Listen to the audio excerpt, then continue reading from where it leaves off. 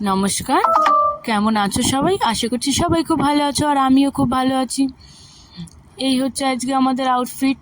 দেখো, আমরা তিনজনে এবার রেডি হয়ে নিয়েছি। রেডি হয়েছি, কোথায় যাব তাই ভাবছো তো? আমরা যাব জামাই ষষ্ঠীতে। আজ হচ্ছে জামাই ষষ্ঠী, এটা জামাই ষষ্ঠীর দিনকার ব্লগ।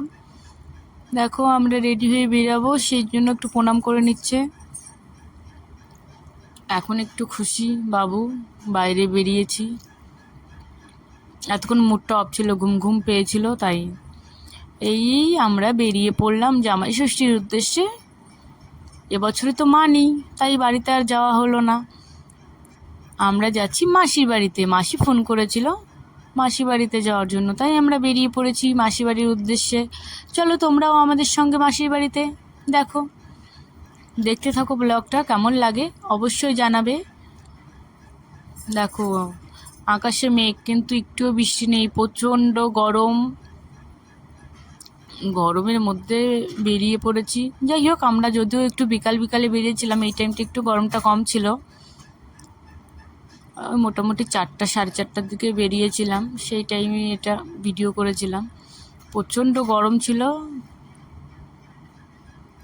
আমার বাড়ির থেকে মাসি বাড়ি খুব একটা বেশি দূরত্ব নয়, 15-20 মিনিটের রাস্তা। তাই আমরা টুক করে এখন পৌঁছে গেছি। এই যে এসে দেখি দাদা মাংস রান্না করছে। এখানে সবাই আমাদের আওয়াজ পেয়ে বাইরে বেরিয়ে আসছে ঘর থেকে। এই হচ্ছে আমার দিদা, এটা বোন, আর এটা হচ্ছে দিদি রান্না করছে এসে দেখি। আর এই যে বোন চাটনি করছে সব শেষে। রান্না বান্না প্রায় কমপ্লিট, সব চাটনিটা হলে হয়ে যাবে। আমরা আসতে একটু লেট করেছি, সবাই আসতে লেট করেছে জানো, এত গরম বাচ্চা কাচ্চা নিয়ে। আর এই মাসি সন্ধ্যাবেলায় সবাইকে আশীর্বাদ করছিল, সুতা বেঁধে দিচ্ছিল এক এক করে। আর আমার বাবু তো এগুলো দেখে খুব খুশি। আর দেখো ধোঁয়াগুলো উঠছে ধূপের, তাই ধরার চেষ্টা করছে। এই হচ্ছে আমার দিদি জামাইবাবু, ওদেরকেও ডেকেছিল, তাই ওরাও এসেছে।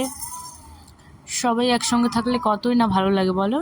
অনেক দিন পরে মাসি বাড়িতে এতগুলো মানুষ একসঙ্গে, খুব ভালোই লাগছিল। এটা মাসির মেয়ে জামাই,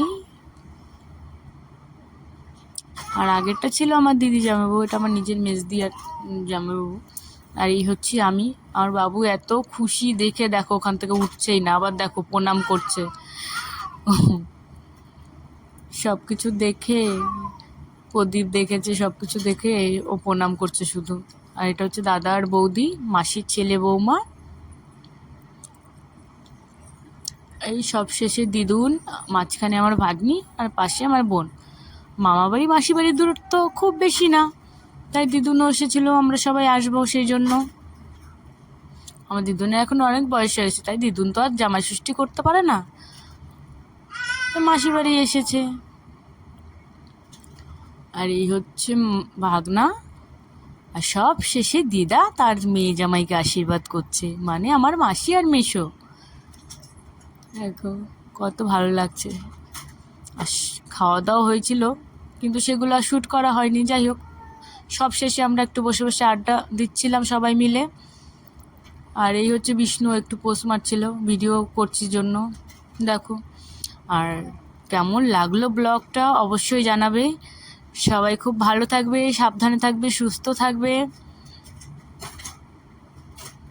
টাটা, দেখা হবে পরে আরেকটি ব্লগে।